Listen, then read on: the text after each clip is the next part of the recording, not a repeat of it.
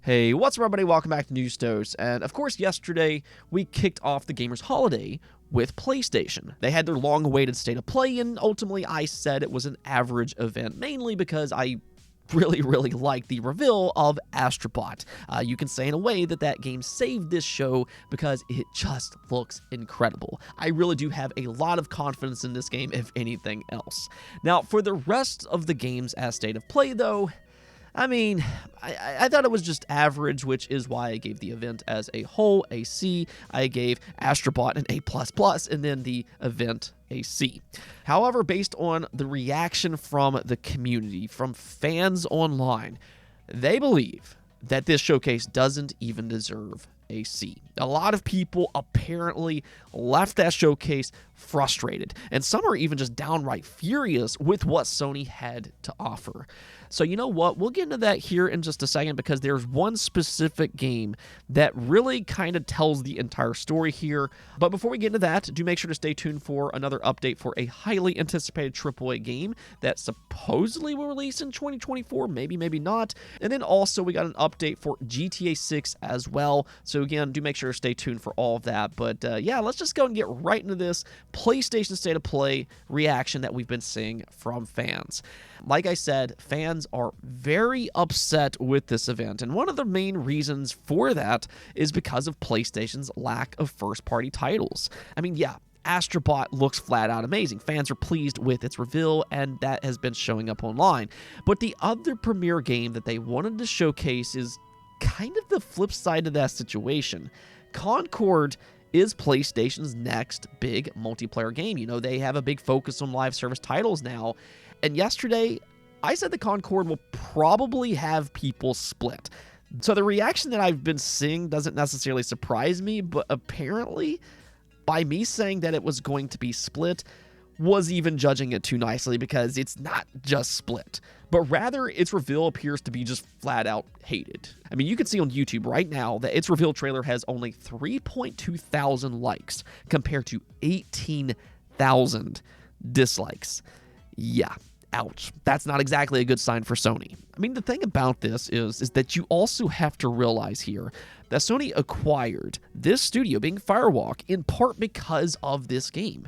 So clearly, Sony thought highly of Concord internally, and if it actually fails, you know, that's going to be a bad look for them.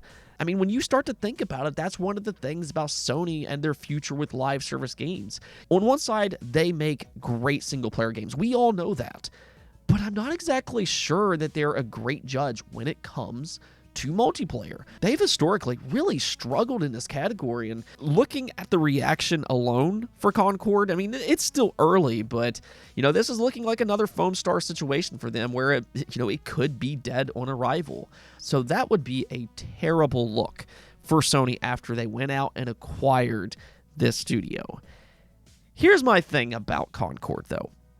I don't necessarily think the gameplay looks terrible. I know a lot of people are very disappointed in it, but I don't think it necessarily looks terrible. To me, I think it looks decent. It looks okay.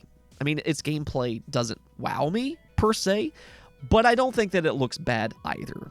Though that in its own could actually be alarming, because even if it is fun, is that good enough? And that's where the problem lies for a game like Concord. Concord doesn't seem to bring anything new to the table. It's just another hero shooter. And that's a really crowded market in the current landscape with games like Overwatch and Valorant. And this is the exact same issue that we've talked about when it comes to Battle Royale games. There for a while, we saw a lot of different games try to break into that market, but can you actually be successful with that and siphon customers from those well-established mega hits, which has had more time to update their games to perfect their gameplay, and they also have a ton of content because they've been around forever. It's hard to pull those players away from those games. And then here, meanwhile, you have Concord, and it's trying to break into that hero shooter market, and not only is it failing to separate itself from the competition, but it's also at a disadvantage being a paid game. I think that there is probably the most surprising decision from Sony. To have the confidence to make it a paid game and go up against some of those behemoths, that's going to be an upward hill battle. I mean, yeah, maybe they'll be able to keep it from being a microtransaction fest this way. Maybe that could be good for this game. But at the same time, this genre is just already so hard to break into. And then on top of that, now you're also going to face off against these behemoths that have more content, and they're also free to play. So, when you look at the entire picture, it's looking like tough sledding for Concord. It's just not impressive enough. And honestly, since its initial trailer, there's been some other things that they've revealed through social media that makes me think, yeah, this is probably going to be dead on arrival. I mean, you never know. Maybe they'll come out and surprise us like Helldivers 2 did earlier this year, but it's certainly not looking good so far. And the more that I've learned about this game, I don't really have high hopes in it either. That was really the story for State of Play, though. Concord didn't impress, and most of the other games didn't either. There was Monster Hunter Wilds and Silent Hill 2, which are big games that will draw some excitement. But really, I think the only game at this event that had that wow factor was Astrobot. Again, I think that game looks amazing, but the question is Astrobot enough to make this event worth it? Now, for me personally, yeah, absolutely. I love Astrobot. I love the first two games. So, for me, yeah, I think that made this event worth it. Really, I'd feel the same way if Xbox had a mediocre event, but then they had something like Banjo-Kazooie. It's one of my dream games, so that kind of makes up for the rest of the event.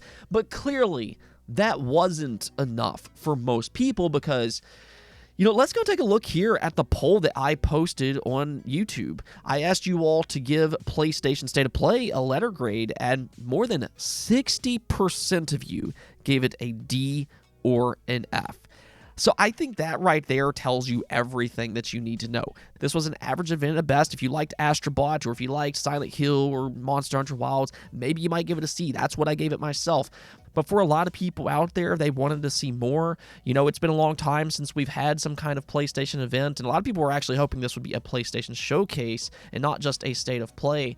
And I think that right there is actually one of the main reasons we're seeing this frustration kind of bubble over by this point. I think some fans are just kind of fed up with PlayStation and their lack of communication. For whatever reason, that's something that this new modern PlayStation has really struggled with. They just don't communicate all that much with their fans. They leave their pipeline of games this complete mystery, and fans want to see into the future. They're just not given that opportunity.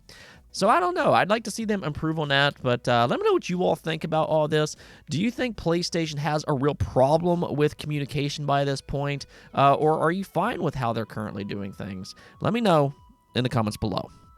Now, speaking of the future, though, we did get an update for Metal Gear Solid Delta. Earlier this year, PlayStation seemingly teased that it would be a 2024 game, but according to Bilbo Coon, he found some information that might contradict its supposed 2024 release.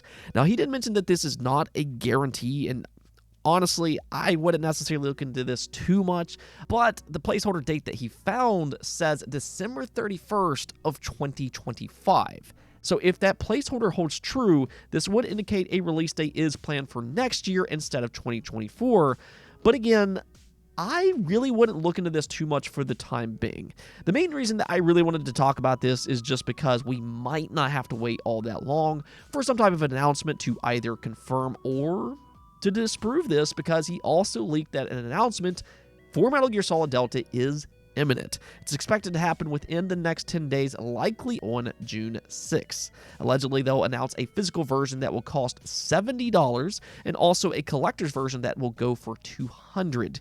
Now, we don't know what's going to be in that collector's edition just yet. I imagine there will be some kind of figurine, but pre-orders will go live immediately after its announcement. And hey, if anything else, that might indicate a 2024 release. Like I keep saying, don't look into that placeholder too much for the time being. I know a lot of people are sharing it online, but let's just kind of wait and see what they have to announce, which apparently is going to be within the next 10 days, and then we'll kind of talk about its release date if they give us one there.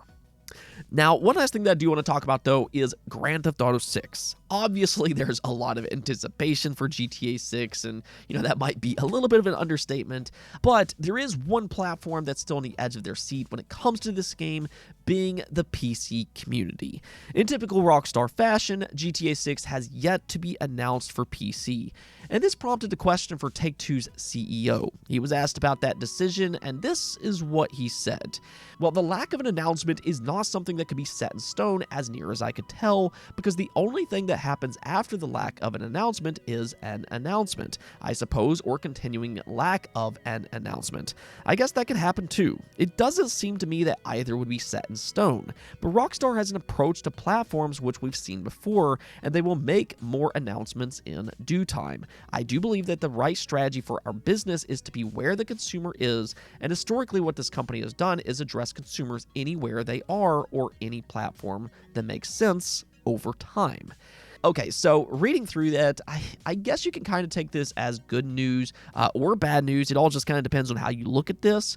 But if you were hoping that Rockstar would finally release something on PC day and date with the console release, that might not happen with GTA 6. At least that's not how I read this here. He did very specifically mention that Rockstar has an approach that they like to take for their games and how they want to release them on different platforms. And from what we've seen historically, Rockstar doesn't typically release their games on PC day and date. So if they do what they've done historically, we're probably looking at another staggered PC release by about 1 year. I mean, we'll kind of see what happens. That's not set in stone for the time being. But one way to look at this is that this is good for consoles. If there's any game that'll sell the Xbox Series X and the PlayStation 5, it's gonna be GTA 6. I imagine a lot of people will finally jump onto these consoles, especially if it's not on PC either. Anyways, though, that's gonna be it for this episode, but as always, do hit that subscribe button, and until next time, peace out.